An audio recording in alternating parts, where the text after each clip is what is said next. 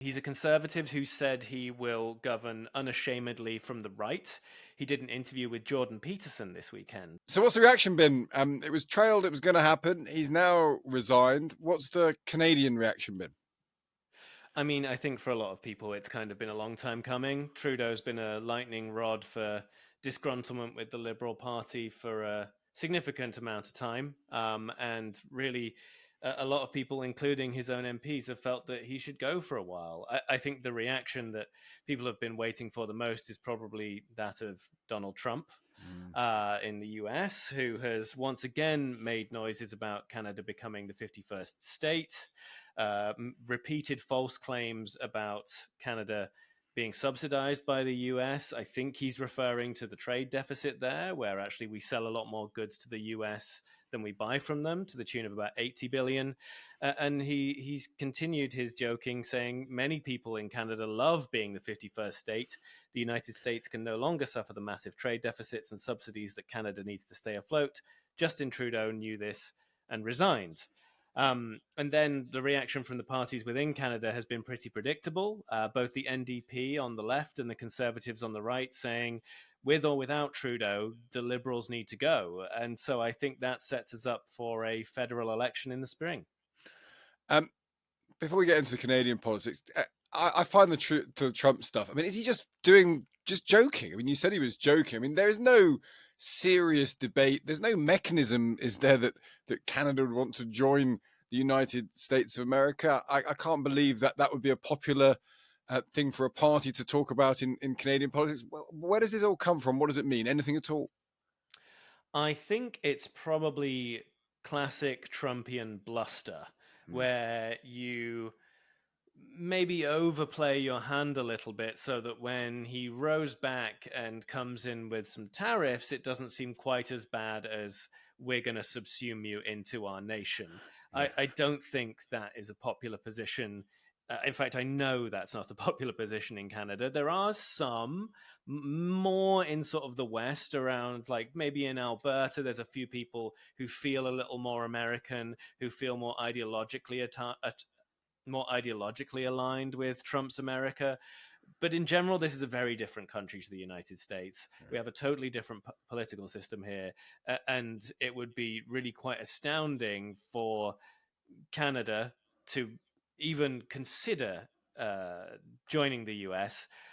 There may be an argument for closer economic ties and who becomes the next Liberal leader, and the position that the Conservatives, who are likely to form the next federal government, take. That might be what Trump's looking for, is more of a free trade agreement, even closer than the current free trade agreements we have. We've talked before, Jay, and you said the problem that Trudeau's got, and there may be a question of a personality problem for some people. He's a very immediately recognizable figure to many people. He can be considered ridiculous to some people with some of the antics he's got up to over the years. But you were saying that there's kind of an economic problem for him, an incumbency problem, where housing's expensive, the economy's not doing great, inflation's been high, incumbents have taken a kicking across the West in elections, and is the feeling that it doesn't really matter who replaces him. The party it has got a very, very difficult battle to stay relevant in an election.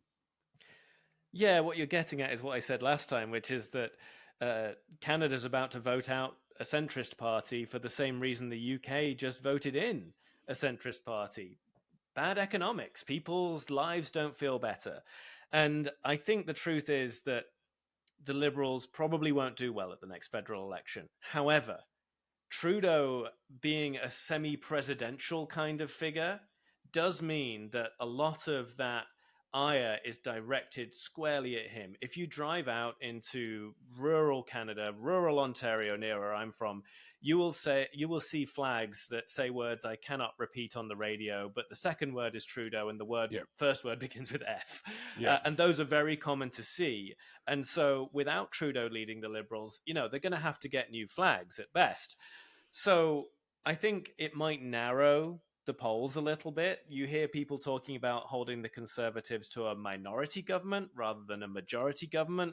But as it stands, the gap is really wide. We're talking about a 20 to 26 point lead for the Conservatives.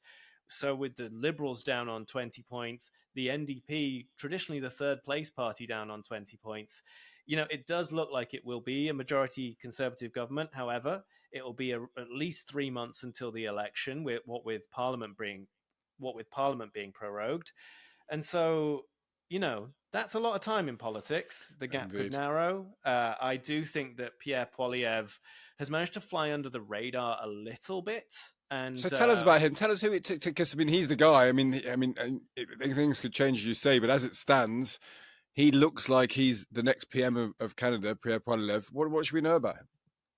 well, he's a conservative who said he will govern unashamedly from the right.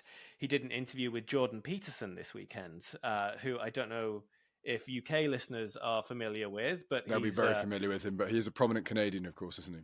prominent Canadian sort of far right, alt right psychologist, cozied up with Elon Musk and Trump and all them. And Pierre Poilievre did an interview this weekend where he said that Canada had only really discovered racism because of wokeism in the last few years. Words that, if given the daylight of wider press coverage, may sit uncomfortably with a nation that has had to reckon with mass graves of Indigenous children being found at residential schools in the last few years.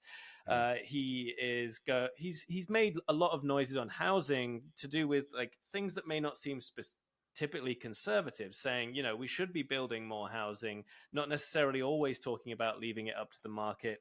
Although he's also talked about how the market. How the government should get out of the way of the market when it comes to housing. He said that housing should be cheapest in Canada. Housing should be dirt cheap in Canada because we have the most dirt. Essentially just saying we have a huge land mass, so we should be able to build housing anywhere. But quite often these socially conservative people who get elected on anti-woke socially conservative tickets aren't necessarily economically conservative. I mean, you could even say that about Trump to a certain extent, who wants to have governmental interference in all sorts of things. It's about social conservatism more than economic conservatism. That's been a bit of a pattern in terms of the continent, perhaps. Yeah, that's true. Although I would say I think Pierre Poilievre is perhaps a more traditional economic conservative than your likes of Trump and former British PM Boris Johnson. He has certainly talked about defunding the CBC, our equivalent of the BBC. And there's a lot less private media in Canada than there is in the UK. So that would be a sort of traditionally economically conservative viewpoint. And he hasn't had those sort of interventionist economic policies that we've seen from people like Trump and Boris. Right. However, he's also not actually made his economic policies that clear.